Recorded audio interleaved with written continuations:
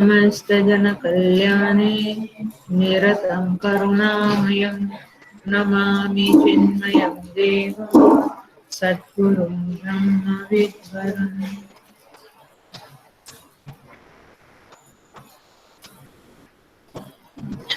हरिओम।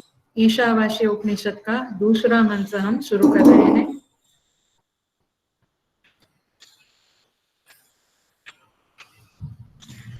कुर्वन्नेवेह कर्माणि जिजीविषेत् शतकं समाह। कहते हैं कुर्वन् एव इह कर्माणि जिजीविषेत् शतकं समाह। 100 साल जीने की इच्छा करें, लेकिन कैसे करें? कुर्वन् कर्माणि, कुर्वन् एव कर्माणि, कर्म करते हुए, इह माने इस मनुष्य लोक में, इस संसार में, इस मनुष्य योनि में हम 100 साल तक जीने की इच्छा करें कर्म करते हुए, मतलब कि बिना कर्म किए जीने का कोई अधिकार नहीं है। ये मुख्य बात यहाँ पे आती है। देखिए, कर्म तो करना है, लेकिन किस प्रकार से कर्म करना है? कर्म करने के लिए, कर्म करने के संदर्भ में 5 घटक होते हैं। ध्यान से सुनिएगा, ध्यान से सुनिएगा। 5 घटक होते हैं। कर्म कौन से करना है, किस तरह से करना है, कितना करना है, कब करना है और किसके लिए करना है। 5 घटक: कितना करना, कब करना, कैसे करना, कहाँ करना, किस तरह का कर्म करना और किसके लिए कर्म करना। ये जो किसके लिए कर्म करना जो है, ये सारे घटकों में प्रायोरिटी रखता है। माने वो ही डिसाइड करता है कि हमारा कर्म जो है वो किस तरह से कर्म योग में परिवर्तित हुए। मैं पहला ही वाक्य, मैं ओपनिंग ही ऐसे इम्पोर्टेंट सिद्धांत से कर रही हूँ। आप लोग बिल्कुल फोकस हो जाना, बिल्कुल फोकस हो जाना। कर्म के फैक्टर्स बहुत है, घटक है, 5-6 घटक है, किस तरह, कितना, कब, कहाँ, कैसे, लेकिन किसके लिए, किस लिए कर्म करना है, ये कर्म मैं कर रहा हूं, ये फैक्टर जो है, ये घटक जो है, ये आपके कर्म को कर्म योग में बदलने में सक्षम होता है। आई टेल कि this is the factor, this is the घटक कि जो आपके कर्म को कर्म योग में परिवर्तित कर देता है। सो प्लीज अंडरस्टैंड, ये समझ। आज का क्लास वैसे बहुत ही बढ़िया क्लास है, इन द सेंस कि आपको कर्म और कर्म करना माने सेवा करना या कर्म करना और कर्म योग करना या कर्मनिष्ठ होना, इन सबके बीच की जो डिवाइडिंग लाइन है, ये आपको पता चलेगी if you pay full attention to this class. कर्म और कर्मयोग के बीच की जो लाइन है वो पकड़ लेनी पड़ेगी, क्योंकि बहुत सालों से हम लोग चिन्मय मिशन में है, हम लोग मिशन में काम कर रहे हैं, सेवा कर रहे हैं, लेकिन क्या हम कर्मयोगी है? आप बोलेंगे व्हाई नॉट, वी आर कर्मयोगी। हम 15, 20, 5, 10 सालों से मिशन की सेवा कर रहे हैं। How can you say we are not कर्मयोगी? हेलो, थोड़ा सा समझेंगे आज कर्मयोग क्या चीज है। कर्मयोग समझ लीजिए, कर्मयोग ये कर्म नहीं है। कर्मयोग शब्द जो है ये एक एटीट्यूड है, एक भावना है, इंटेंशन है, समझ है, विजन है। कर्मयोग क्या है? कर्म तो है, बट कर्म प्लस विजन है, भावना है, इंटेंशन है, एटीट्यूड है, समझ है। तो कर्म, इन कर्मयोग के बीच का फर्क आपको समझना ही पड़ेगा। ये आज हम समझेंगे कुर्वन् एव इह कर्माणि, इस टुकड़े के संदर्भ में। साधना पंचकम सब जानते हैं, आदि शंकराचार्य जी की कृति है। पहला ही श्लोक है, वेदो नित्यम अधीयताम तदुदितम कर्म स्वनुष्ठीयताम तेने सस्य विधीयताम अपचिति काम्ये मतिस्त्यज्यताम। कहते हैं वेदो नित्यम अधीयताम तदुदितम कर्म स्वनुष्ठीयताम। वेद रोज पढ़ने चाहिए। वेद माने शास्त्र का श्रवण पठन रोज करना चाहिए। उसमें जो कर्म बताए हैं जिस तरह से वो सब करने चाहिए। सुअनुष्ठीयताम अच्छी तरह से करने चाहिए। लेकिन सेकंड लाइन देखो, भगवान भाष्यकार भगवान शंकराचार्य जी लिखते हैं तेने सस्य विधीयताम अपचिति। अपचिति माने पूजा, अपचिति माने पूजा आराधना। तेन, तेन माने उस कर्म के द्वारा ईशस्य अपचिति विधीयता, ईश्वर की आराधना करनी चाहिए। वाह, ये इतना प्यारा और इतना गहरा टुकड़ा है, शायद साधना पंचकम पढ़ते समय हमने इतना महत्व से नहीं देखा होगा। तेन सस्य विधीयता अपचिति, यही टुकड़ा है। तेन माने कर्मों के द्वारा, जो वेदों में बताए हैं 5-6 कर्म देखेंगे आज, नहीं तो अगले क्लास में हम क्या क्या कर्म के प्रकार है। लेकिन ये जो कर्म है, इन कर्मों के द्वारा तेना ईशस्य अपचिति, अपचिति माने आराधना पूजा, विधीयता पूजा करनी चाहिए। अच्छा, मैं खाना बनाता हूँ, कुकिंग करता हूँ, आई एम डूइंग कुकिंग, मैं कुकिंग कर रही हूँ, उससे मैं ईश्वर की आराधना कर सकती हूँ। हाँ, कर सकते हैं। मैं ऑफिस में ऑफिस काम कर रही हूँ, कंप्यूटर पे हूँ, हाँ तभी भी आप कर सकते हैं। झाड़ू लगाते कर सकते हैं, प्रवचन करते कर सकते हैं, पढ़ाई करते कर सकते हैं। कर्मयोग माने ईश्वर की आराधना कर सकते हैं। ओ, हमने तो एक बड़ा पार्टीशन डाल दिया था, दीवार बना दी थी कि इसको कर्म बोलेंगे, इसको कर्मयोग बोलेंगे। Are you getting? ये हमने ऐसे समझा है कि हम घर में जितना दिन मंदिर में आते हैं, जितना घंटा, वो कर्मयोग सेवा, यानी घरी अपना काम करता है। ऐसा नहीं, ऐसा नहीं है। आपका कर्म ही आप कर्मयोग में बदल सकते हैं, provided you know the technique. ये टेक्निक बड़ी जबरदस्त चीज है। ये जब से ऑनलाइन सत्संग हुआ, मैं ये सब टेक्निकल चीजें देख रही हूँ तो समझता है कि हर जगह पे टेक्निकल चीजें हैं। कर्म से कर्मयोग में बदलना है तो टेक्निक है, जिसको हम समझने की कोशिश करेंगे आज। सो यहाँ पे कहते हैं उस कर्म के द्वारा ईश्वर की आराधना करें। जो कर्म वेदों में बताए हैं, आप जो कर रहे हैं विहित कर्म, निषिद्ध कर्म की बात नहीं है, उससे आप ईश्वर की आराधना करें। तो देखो, इसको समझने के लिए मैं एग्जांपल देती हूँ। एक पुष्प है, एक फूल है, उस फूल को हम लेके आए, या फूल वाला अपने यहाँ पे फूल वाले भैया दे गए। उस फूल को हमने बालों में डाला, या हमने डोर दरवाजे पे उसको तोरण में लगाया, या हमने ड्राइंग रूम में बुके मैंने फ्लावर वाज में रखा। तो ये क्या किया, हमने अपने लिए उस फूल को यूज किया। और यदि मैंने वो फूल भगवान के चरणों में, मेरे मंदिर में भगवान की मूर्ति में चरणों में मैंने रखा, तो वो भगवान को समर्पित हुआ। Is that much is clear?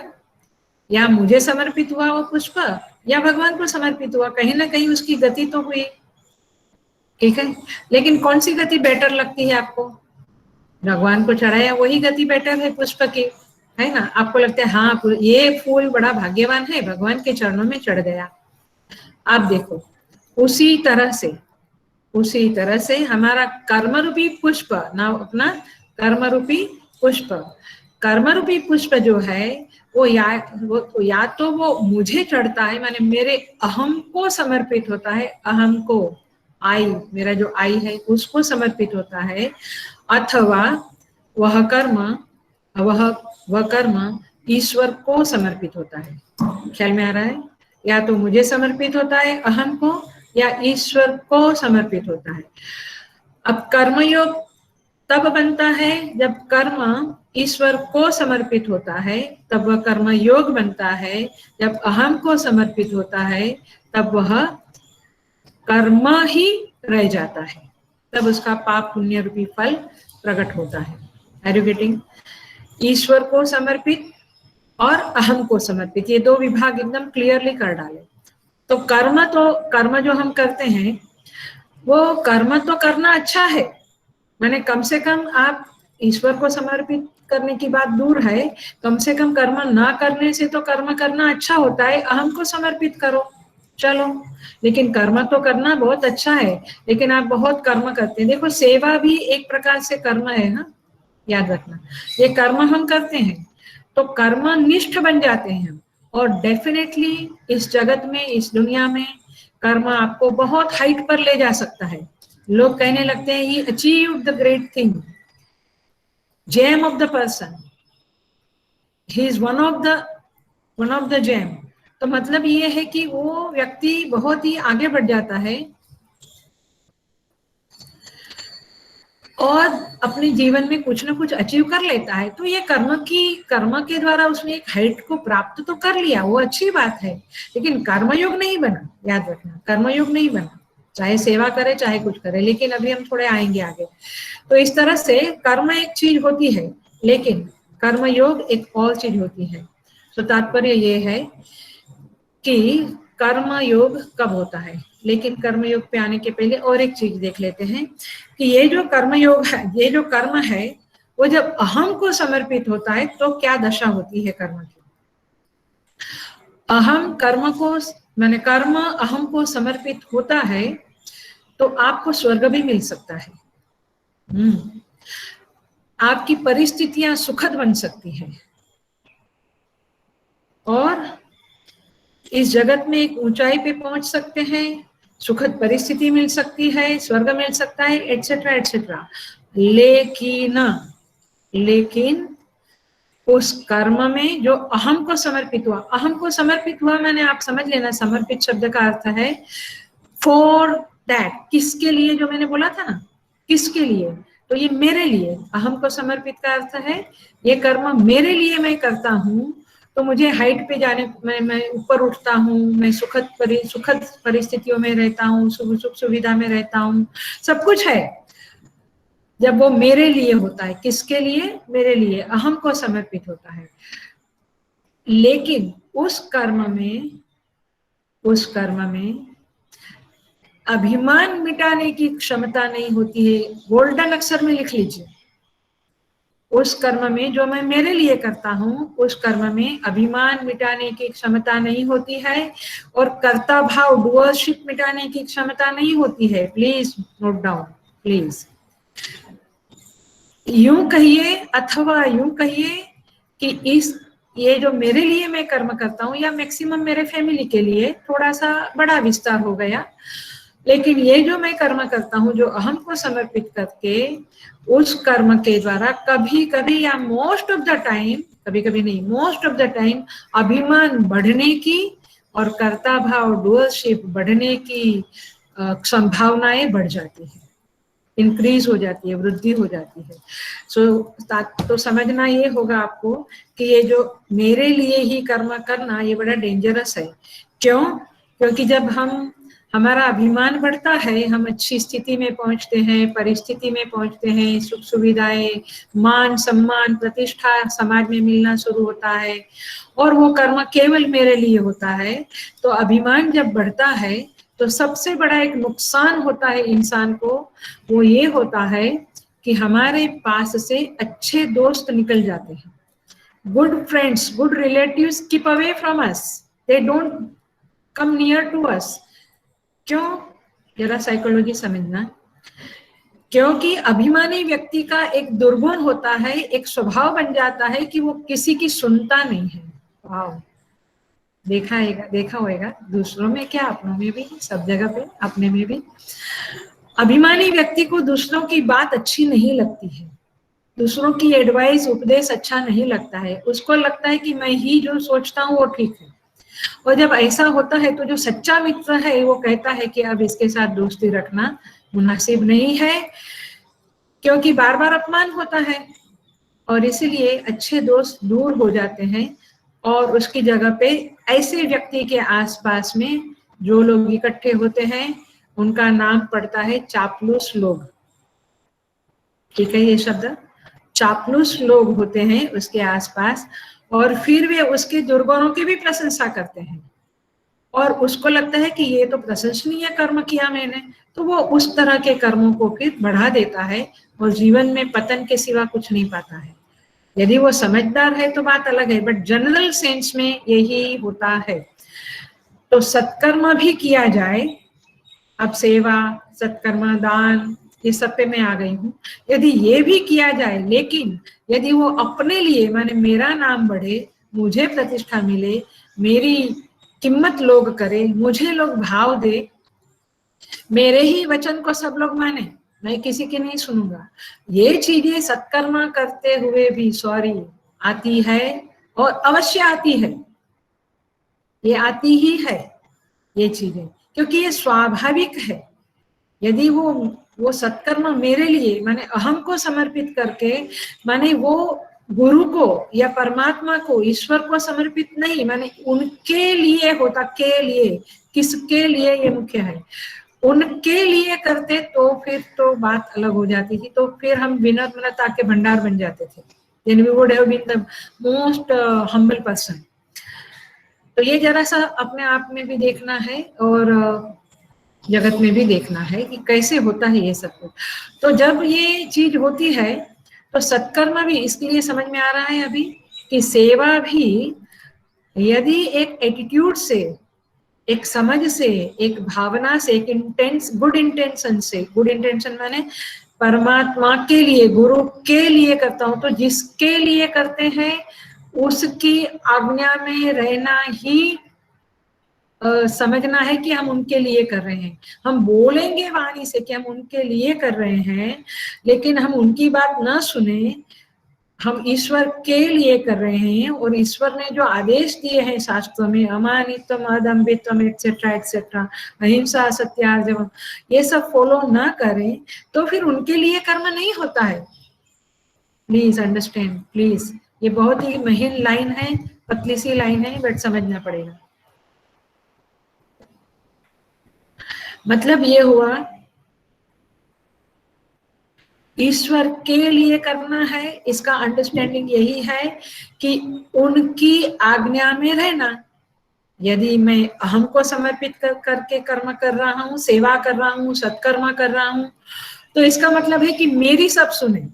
बस यहीं पे डिवाइडिंग लाइन आ जाती है, और यही जगह है, यही लाइन है, डिवाइडिंग लाइन है कि आप कितनी भी सेवा और सत्कर्म और दान करें, you are not really respected by people, are not really.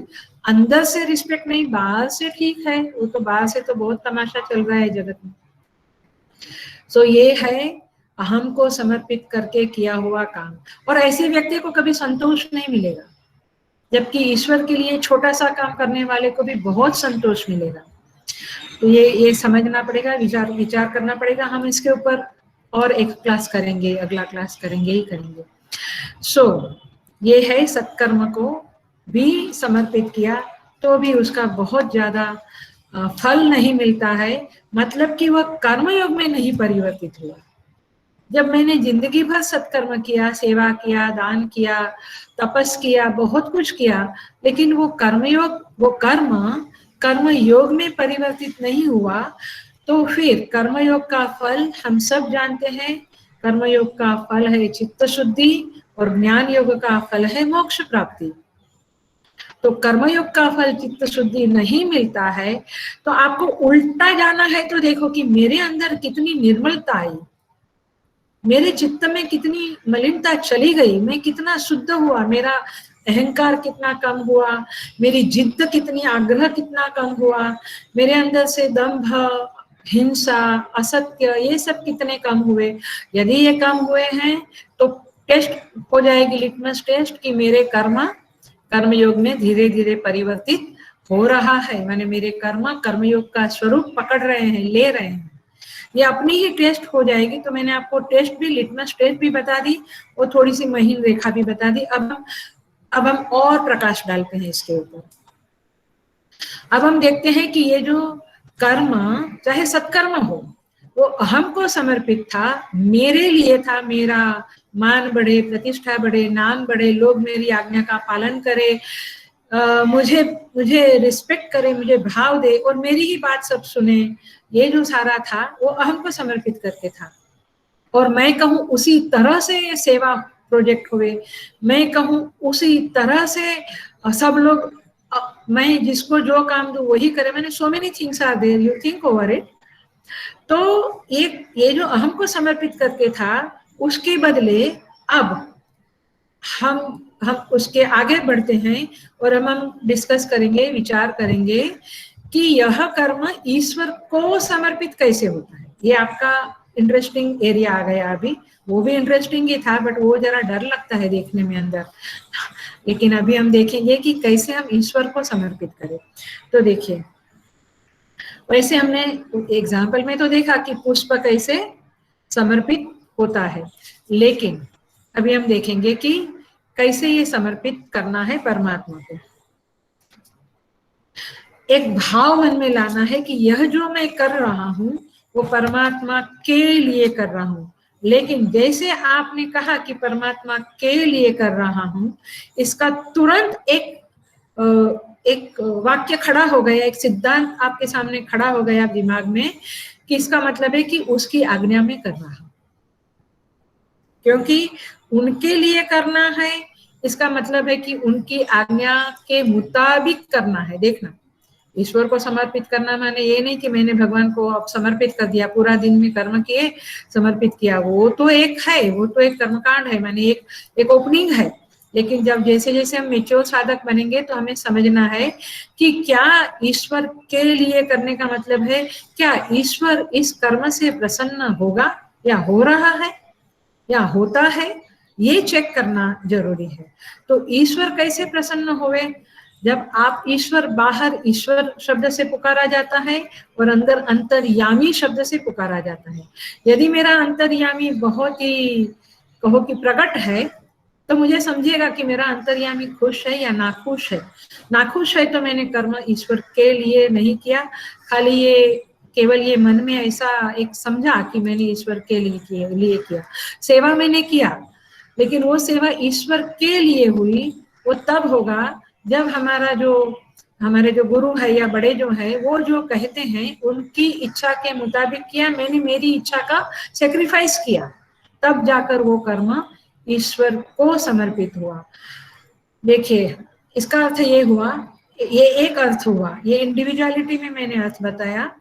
दूसरी एक टेस्ट ये है कि जब मुझसे समष्टि प्रसन्न होती है, समष्टि माने मेरे आसपास के 10 लोग, 20 लोग, 50 लोग, 100 लोग, 1000 लोग, 130 करोड़ लोग। देखो, कोई कोशिश कर रहे हैं कि 130 करोड़ लोग प्रसन्न रहे, तो समष्टि बढ़ती है। बट हमारी जितनी ताकत है उतनी हमारी समष्टि जो है, अकॉर्डिंगली मेरी जो समष्टि है, टोटालिटी माने मेरे आसपास के लोग, वो प्रसन्न रहे मुझसे, वो खुश रहे, उनके अंदर मेरे द्वारा कुछ भी हर्ट ना होवे, माने वे प्रसन्न रहे, उसको भी कहेंगे कि ईश्वर प्रसन्न है। तो ईश्वर के लिए का अर्थ होता है, सुन लेना सावधानी से, ईश्वर के लिए का अंडरस्टैंडिंग होता है वह कर्म मेरे लिए नहीं, मेरी केवल तुष्टि के लिए नहीं, मेरी तुष्टि तो उसमें आई जाएगी, लेकिन केवल मेरी तुष्टि के लिए नहीं, लेकिन 10, 20, 50, 100 लोगों की तुष्टि के लिए वह कर्म किया जाए। माने कुछ ज्यादा लोगों के लिए, मैंने सिंपल शब्द में बोलूं तो दूसरों के लिए जब मैं कर्म करता हूं, तब वह कर्म ईश्वर के लिए हो जाता है। समझ में आ रहा है? मैं जब कर्म करता हूं तो मैं ये समझता हूं कि प्रभु, ये आपके चरणों में, आपके लिए मैं कर रहा हूं, ना कि इंडिविजुअल के लिए। जब आपके आंखों में इंडिविजुअल रहेगा, आपके दर्शन में, आपकी बुद्धि में इंडिविजुअल रहेगा, तो फिर ये घटना नहीं घट सकती है। जब आप कहेंगे कि ये प्रभु के लिए, for example Gita chanting competition है, तो ये हम स्कूलों में जाते हैं, बच्चों को सिखाते हैं, तो ये हम गुरुदेव के लिए कर रहे हैं। गुरुदेव के लिए माने गुरुदेव, पूज्य गुरुदेव प्रसन्न होंगे, उनके आत्मा को संतुष्टि मिलेगी, वे खुश होंगे, उनको लक्ष्य में रख के हम करेंगे। तो फिर वो इंडिविजुअल बच्चे को सिखाया या एक स्कूल के साथ हमने कॉन्ट्रैक्ट किया, वो सब बातें मायने नहीं रखेगी, बहुत ज्यादा मायने नहीं रखेगी। Are you getting the point? ये बहुत ही महीन पॉइंट है, बट आप बहुत बुद्धि डालकर समझना इसको, क्योंकि ये मिनट टू मिनट माने सेकंड टू सेकंड होने वाला कर्मयोग है, हर मोमेंट में होने वाला कर्मयोग है। कि आपकी समझ, आपकी फिर जैसी समझ होगी वैसे बोलना चलना होगा हमारा, वैसे हमारा व्यवहार होगा। इसलिए ये कर्मयोग तब बनेगा जब हम ये मन में सोचेंगे ये मेरे प्रभु के लिए है, माने हर, और देखो तब जाके धीरे धीरे सब में प्रभु देखना शुरू हो जाएगा। आप देखो हाउ कर्मयोग इज कनेक्टेड विथ ज्ञान योग ऑल्सो, या ईश्वर दर्शन ऑल्सो। माने ये कुर्वन् नेवेह का स्टेप शुरू किया तो कैसे ईशावास्य के स्टेप में चले जा सकते हैं, ये कला, ये कौशल भी इधर सीखने को मिलता है। इसी को कहते बुद्धि युक्तो जहाति उभे सुकृत दुष्कृते तस्मात् योगाय युज्यस्व योग कर्मसु कौशलम। ये कर्म में कुशलता है, क्या परफेक्शन तो है ही, लेकिन ये भाव बदल देना, ये एटीट्यूड चेंज कर देना कर्म करते समय, ये है कर्म से कर्मयोग में जाने की कला। देखो मैं सिंपल मेरा एग्जाम, माने हम स्पीकर लोगों का एग्जाम्पल देती हूँ, जो भी प्रवचन करते हैं, ये यदि ऐसा समझे कि मैं दूसरों को ज्ञान देने को करता हूँ, गलत, वो कर्मयोग कभी नहीं बनेगा। ये उनकी यदि ऐसी समझ है कि कुछ लोगों को लाभ होता है, नहीं, ये ऐसी समझ है कि ये ज्ञान तो बांटना चाहिए, नहीं, ये ज्ञान तो टिका के रखना है, ये हमारी जिम्मेवारी, ये सब बातें अलग है। ये साम मम वाग्मयी सेवा टू भगवान, ये मेरी प्रभु के प्रति वाग्मयी सेवा है, बस यही एटीट्यूड है। उससे ये प्रवचन करने से धन मिलेगा, मान मिलेगा, प्रतिष्ठा मिलेगी, लोगों का कल्याण, ये सब बातें कुछ मायने नहीं रखती है। माने ये सब कर्म ही हो जाएगा, फिर तो कर्मयोग में नहीं परिवर्तित होगा। जिस क्षण, जिस मोमेंट, जिस समय ये भाव दृढ़ बनता जाएगा, ये शा मम वांग्मयी सेवा टू प्रभु, प्रभु की के प्रति, प्रभु को, मेरे प्रभु को मैं ये मेरी वाणी से सेवा कर रही हूँ, ऐसे जब समझ पैदा होगी, या ये समझ के साथ जब कर्म होगा, देखो इसको एवरी मोमेंट याद नहीं रखना है, ये एक समझ पक्के कर लेनी है, दैट्स इट। जैसे मैं स्त्री हूँ, ये समझ को बार बार याद नहीं करना है, वो एक समझ बैठी है, वैसे ही ये समझ जब पक्की हुए कि ये प्रभु की सेवा है, तब जाके फिर ये होगा कि सेवा प्रभु की करनी है तो कैसे करनी है, कब करनी, कितनी करनी, कहाँ करनी, ये सब चीजें उसके पीछे पीछे आ जाएगी। एंड देन आपको एक काय म्हणतात सुरक्षित अच्छी तरह से एक इसमें बिठा देगी, इसमें आपका ये सब ठीक ठाक से शुरू होगा। सो इसको कहते हैं, इसलिए गोस्वामी तुलसीदास जी भी कहते हैं, अच्छा ज्ञानेश्वर महाराज भी कहते हैं, क्योंकि मैं महाराष्ट्र में हूँ तो ज्ञानेश्वर महाराज तो याद आएंगे ही आएंगे। ज्ञानेश्वर महाराज कहते ये रे वाग्यज्ञे तोषावे तोषोनी मज द्यावे पसाय दानहा। ये रे वाग्यज्ञे तोषावे, क्या पंक्ति है, ये पसाय दान का अंतिम लाइने है। ये ने वाग यज्ञ तोषावे, ये वाणी का यज्ञ मैंने किया, ज्ञानेश्वरी उन्होंने बोली, लिखी, इस वाणी के यज्ञ से वाग यज्ञ तोषावे, प्रभु संतुष्ट होवे, और तोषोनी मज द्यावे, संतुष्ट है तो मुझे आप दीजिए पसाय दान। और पसाय दान उन्होंने क्या मांगा कि सारा जगत सुखी रहे। क्या मैंने जब ये चीजें प्रार्थनाएं पढ़ती हूँ, मुझे लगता है मैं कब ये मैंने ये चित्त में बार बार आता रहे, ऐसा सुख उपजता है जब ऐसी चीजें आती है तो। अस्तु, सो पॉइंट ये है कि ये देखिए श्री राम जी का भी एग्जाम्पल देता है। राम जी जब वन में थे तो ऋषि मुनि लोग उनको कथा सुनाते थे। भगति हेतु बहु कथा पुराना यद्यपि प्रभु कह ही विप्र यद्यपि प्रभु जान। कहते हैं कि जंगल में भगवान सब कथा जानते थे, लेकिन विप्र लोग, जो ब्राह्मण लोग, ऋषि लोग भगवान को कथा सुनाते थे। क्यों भाई, क्यों सुनाते थे? वाग्मयी सेवा। ख्याल में आ रहा है? तो ये आप जो कुछ भी करो वो आप उनके लिए करो, इतना तो मन में याद कर लो कि प्रभु ये खाना आपके लिए बनाती हूँ। भले फिर वो खाना पति को, बच्चों को, सास ससुर सबको देना है, लेकिन जब बनाते समय ये भावना रखी तो फिर जो जिसको आप देंगे वो प्रभु ही हो जाएंगे। मतलब ये है कि वो प्रभु ही उसको आरोगेगा, माने उसका आरोग्य क्या बोलते हैं, ग्रहण करेगा। माने जो कर्म, सपोज आपने गीता ट्रेनिंग में 10 बच्चों को गीता सिखाई, स्कूल में जाके 10 या 50 या 100 बच्चों को सिखाई, आप कहेंगे कि ये मेरी प्रभु की सेवा है, तो प्रभु उसे ग्रहण करेगा। और प्रभु जब उसे ग्रहण करेगा तो फिर उसका फल तो बहुत बड़ा बन जाएगा।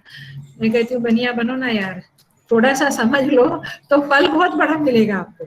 सो कर्म माने कर्मयोग रूपी फल मिलेगा, जो बहुत बड़ा फल है। केवल कर्म का फल तो पाप और पुण्य है, लेकिन कर्मयोग का फल तो बहुत बड़ा है। और सबसे बड़ा फल वो ये है कि प्रभु की प्रीति, आप प्रभु की प्रीति संपादन करने के लिए सशक्त समर्थ हो जाओगे। And I think that's what we need in this life time.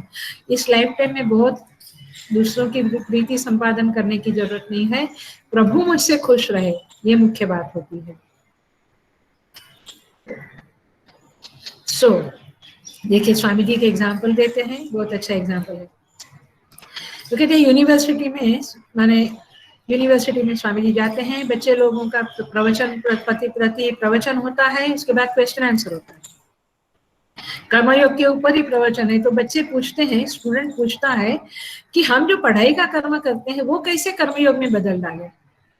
Nice question. Swami ji कहते हैं कि आप किसके लिए पढ़ते हो, क्यों पढ़ते हो? तो बोले कि हमें डॉक्टर बनना, इंजीनियर बनना, जो भी, और हमें पैसे भी चाहिए, पैसे कमाने हैं, इसके लिए हम पढ़ते हैं। तो स्वामी जी पूछते हैं कि फिर ये यूनिवर्सिटी आपको क्यों पढ़ाती है? यूनिवर्सिटी इसलिए पढ़ाती है कि यूनिवर्सिटी ये इंफ्रास्ट्रक्चर आपको मिलता है, खाली आपकी फीस के द्वारा तो ये बिल्डिंग नहीं बनेगा। गवर्नमेंट इसको रन करती है, इंफ्रास्ट्रक्चर बनाती है, ये सब क्यों करती है? तो आप पढ़ते हो अपने लिए, यूनिवर्सिटी पढ़ाती है अपने लिए। मतलब ये हुआ कि आप यदि ये बात को ध्यान में रखेंगे, आप यदि ये बात को ध्यान में रखेंगे कि यूनिवर्सिटी भी अपने लिए पढ़ाती है, तो फिर आप पढ़ेंगे इसके लिए कि मुझे आगे चल के मेरी यूनिवर्सिटी के लिए, यानी मेरे मेरे मेरे आसपास के, मेरे देश के लिए, मेरे राज्य के लिए, मेरे शहर के लिए मुझे कुछ करना है। ये एटीट्यूड आपका रहेगा तो आपकी पढ़ाई भी कर्मयोग में परिवर्तित होगी। देखिए बम्बई में अभी हमारे थाना में कोरोना का ये हुआ, तो मेरे यहीं की एक डिवोटी है, उसकी बेटी डॉक्टर है, तो उसको कॉलेज से, वो डॉक्टर हो गई है अभी, लेकिन उसको कॉलेज से कॉल आया कि तुम्हें 1 महीने के लिए इस हॉस्पिटल में आना है और फ्री में सेवा करनी है, क्योंकि तुम इस कॉलेज से पढ़ी हो, तो इस कॉलेज से तुम्हें ये आदेश मिलता है। तो ये कितना अच्छा है कि आप जिस कॉलेज से पढ़े हो उस कॉलेज ने कुछ सेवा बताई, तो आप सेवा के रूप में वो करने चले गए। तो कहने का तात्पर्य है कि आप जो कुछ भी करते हो वो थोड़ा टोटलिटी के लिए, समष्टि के लिए, दूसरों के लिए जब करना शुरू करोगे तो वह कर्मयोग होगा। लेकिन दूसरों के लिए करते समय भी ये भावना रखनी है कि इसमें से मुझे कुछ नहीं चाहिए। जब आप उसमें से अपना हिस्सा निकालने की कोशिश करोगे तो फिर वो कर्मयोग क्रश हो जाएगा, कुचल जाएगा, वो कर्मयोग का एटीट्यूड, फल नष्ट हो जाएगा। इसलिए जब हम कुछ करते, कई बार ये बड़ा नेगेटिव एग्जाम्पल है बट समझने के लिए बोलना पड़ता है कि कई बार हम सेवा करते हैं आश्रम में, मिशन में, संस्थाओं में, लेकिन अपना लाभ उसमें क्या है वो देखने के लिए करते हैं, वो मत करें हम, तो फिर वो कर्मयोग नहीं बनता है। Totally focus, dedicatedly, it should be only for Gurudev, only for Guru, only for भगवान, ओनली फॉर टोटलिटी। दूसरों का अच्छा होवे, उसमें अपना कोई लाभ देखने की जरूरत नहीं है। तो इसको कहेंगे, देखिए अभी आगे देखेंगे तो शबरी भी झाड़ू लगाती थी। अब देखो झाड़ू तो हम भी लगाते हैं, बट शबरी जब झाड़ू लगाती थी तो क्या सोच के, मेरे राम आएंगे, मुझे दर्शन देंगे। कहने का तात्पर्य है कि कर्मयोग में कब बदलता है, इसकी ये कुशलताएं हमें शास्त्र से सीखनी चाहिए। मुख्य बात यह है कि जब हम दूसरों के लिए, माने ईश्वर को याद करके, उनको समर्पित करके कर्म करते हैं, भले वो व्यक्तियों के लिए करते हैं, बट जब याद परमात्मा को करते हैं और फिर कहते हैं कि ये सब उनके रूप है, उनके लिए मैं करता हूँ, तो कर्मयोग में परिवर्तित हो जाएगा। तो मुख्य इसका सिद्धांत में आपको सूत्र रूप में दूं तो ये है, कस्मै देवाय हविषा विधेम, किसके लिए, किस देवता को मैं हवि दे रहा हूँ, ये बोलना पड़ता है कर्मकांड में, यज्ञ करते समय, हवन करते समय, फिर उस देवता को हवि जाता है। वैसे आपको भी मन में बोलना पड़ेगा, मन में एक स्मृति लानी पड़ेगी कि ये किसके लिए कर रहे हैं। आंख बंद करके सेवा नहीं करनी है, चित्त में बिफोर एंड आफ्टर, हम उसका भी साधना देखेंगे, करना पड़ता है। सो कस्मै देवाय हविषा विधेम। देखिए यहाँ पे एक बात और भी चीज है कि विराट के लिए करते हैं, परमात्मा के लिए, विराट पुरुष के लिए सेवा करते हैं।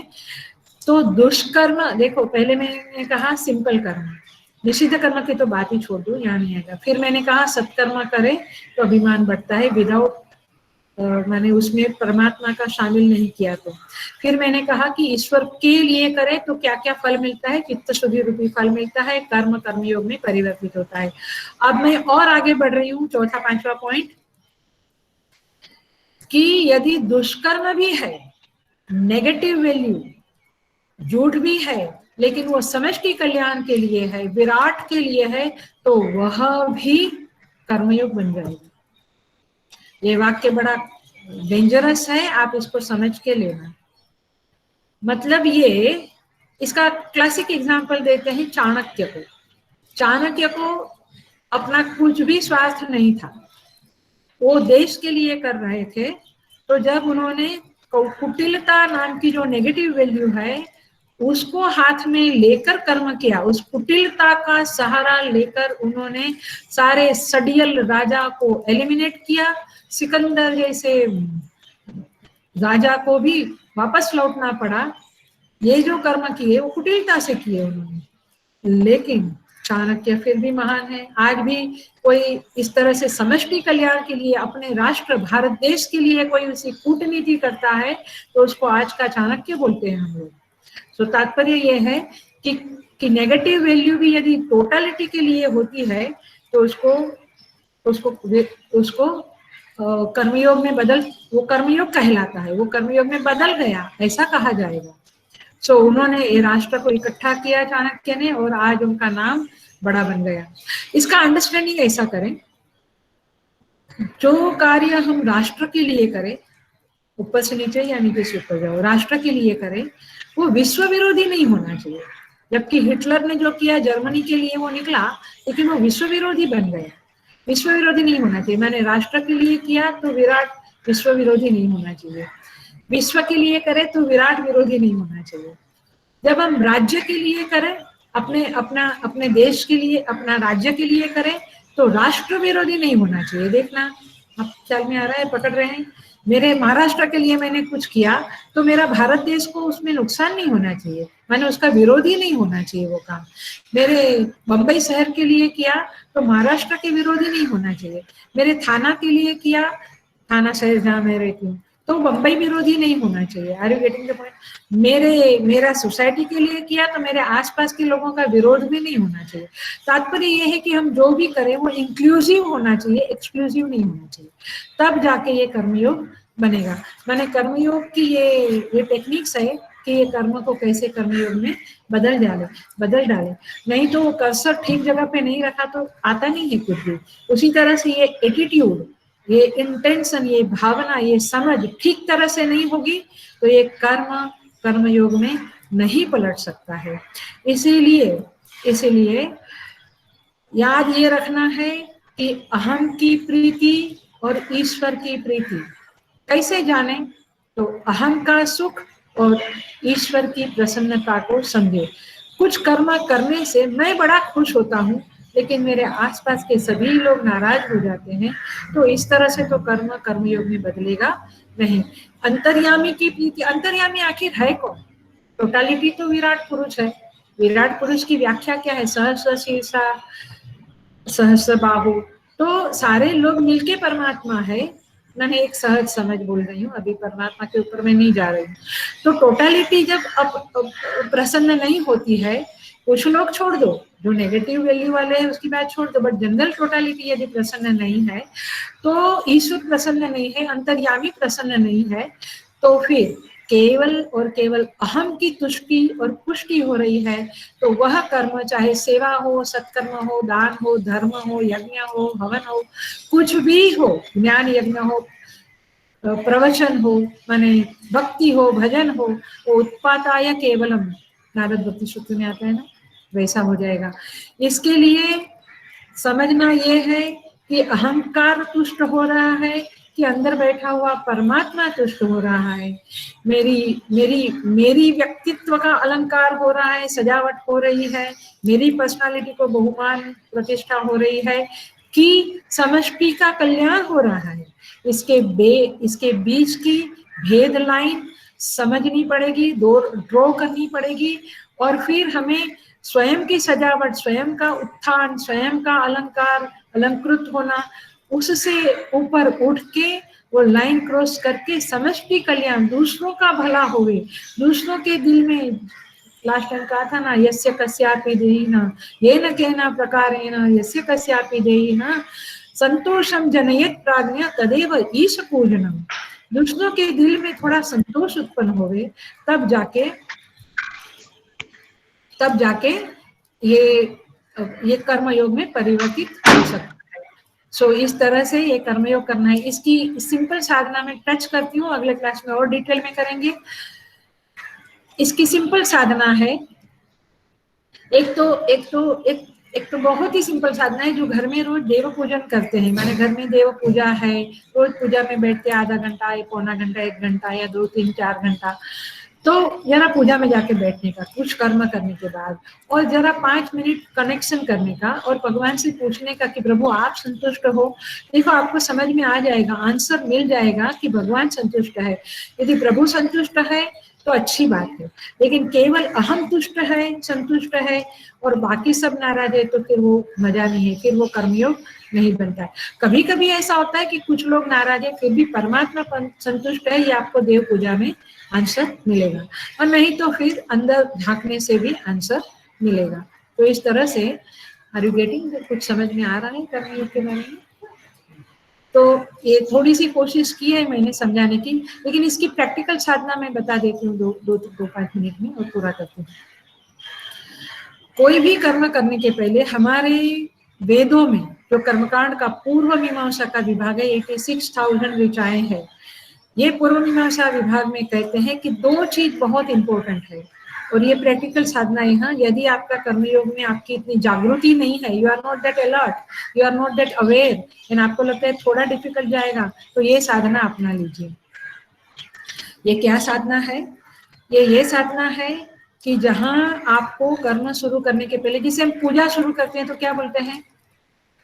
ममोपात दुरितक्षय द्वारा श्री परमेश्वर प्रीत्यर्थम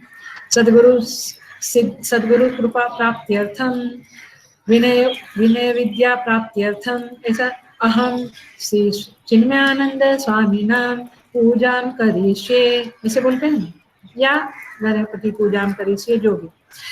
तो तात्पर्य ये हुआ कि हम उनके प्रसन्नता के लिए कर रहे हैं, दुरितक्षय द्वारा परमेश्वर प्रीत्यर्थ, तो उनकी प्रीति के लिए कर रहे हैं। आया?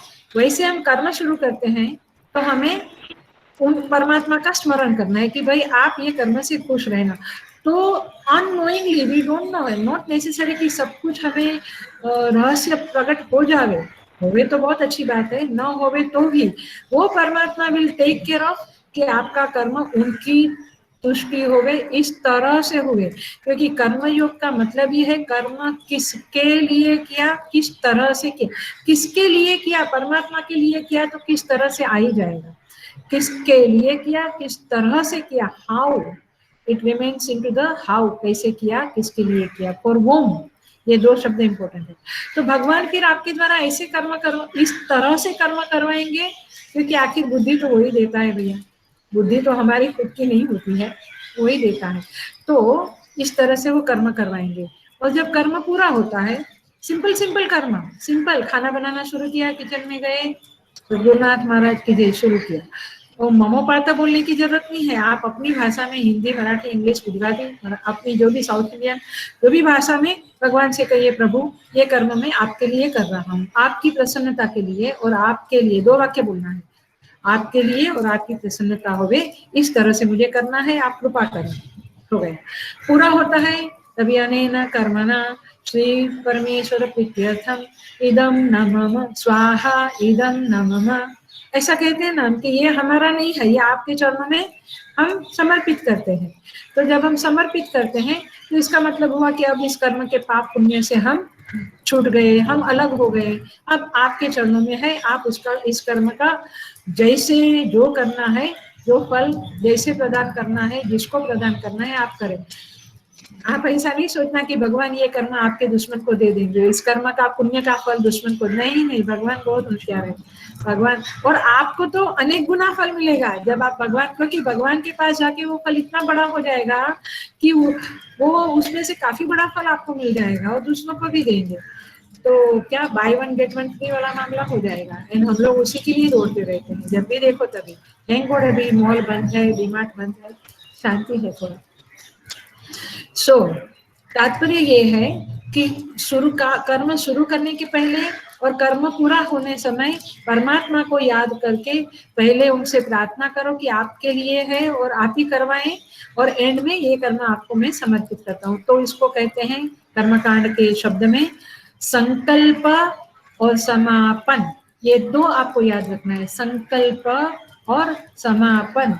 ये दो जब आप करेंगे, आप यहाँ पाठ भी करने आते हैं, पाठ करने बैठते हैं लोग, तो भी शुरुआत में प्रे कर लो भगवान, या 1 घंटा जो पाठ करूंगा ललिता सहस्त्रनाम, विष्णु सहस्त्रनाम, जो भी वो आपके लिए है, आप प्रसन्न रहे मुझसे, बस मुझे कुछ नहीं चाहिए। और पूरा हो गया तो प्रभु आपके चरणों में ये समर्पित हो। तो हम कहते हैं कायेन वाचा, बोलते हैं मनसेन्द्रियैर्वा। तो तात्पर्य यह है कि इस तरह से हर एक उसमें बोलना है एंड में, कायेन वाचा मनसेन्द्रियैर्वा बुद्ध्यात्मना वा प्रकृते स्वभावात् करोमि यद्यत् सकलं परस्मै नारायणायेति समर्पयामि।